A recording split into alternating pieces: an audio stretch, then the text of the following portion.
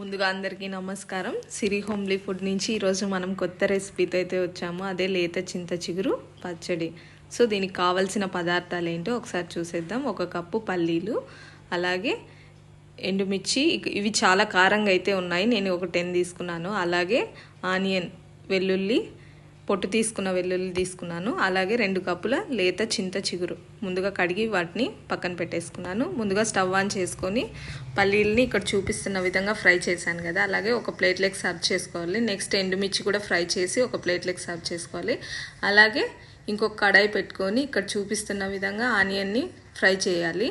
ఇలాగ వస్తే అది కూడా సర్వ్ చేసుకోవాలి. నెక్స్ట్ లేత చింత చిగురు కూడా ఇక్కడ చూపిస్తున్న విధంగా ఫ్రై చేసుకోవాలి. ఒక 5 మినిట్స్ మనం లిడ్ అయితే పెట్టాలి.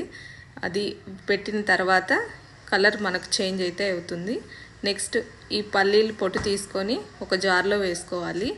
అలాగే వేయించి పెట్టుకున్న ఎండుమిర్చి, రుచికి సరిపడా సాల్ట్ వేసి మనం గ్రైండ్ చేసుకోవాలి. అలాగే కొన్ని వాటర్ కూడా వేసుకొని గ్రైండ్ చేయాలి. ఇక్కడ చూపిస్తున్న విధంగా కొన్ని వేసుకోవాలి వాటర్. నెక్స్ట్ వచ్చి వేయించి పెట్టుకున్న చింత చిగురు, అలాగే వెల్లుల్లి, నెక్స్ట్ వచ్చి ఆనియన్, ఫ్రై చేసుకున్న ఆనియన్ వేసుకొని మనం గ్రైండ్ చేసుకోవాలి. అలాగే ఇక్కడ మనకు చూపిస్తున్న విధంగా పచ్చడి అయితే రెడీ అయిపోతుంది. దీన్ని మనం ఒక బౌల్లోకి సర్వ్ చేసుకోవాలి. సో ఇది వేడివేడి అన్నంలోకి చాలా బాగుంటుంది. ఒకసారి ట్రై చేయండి.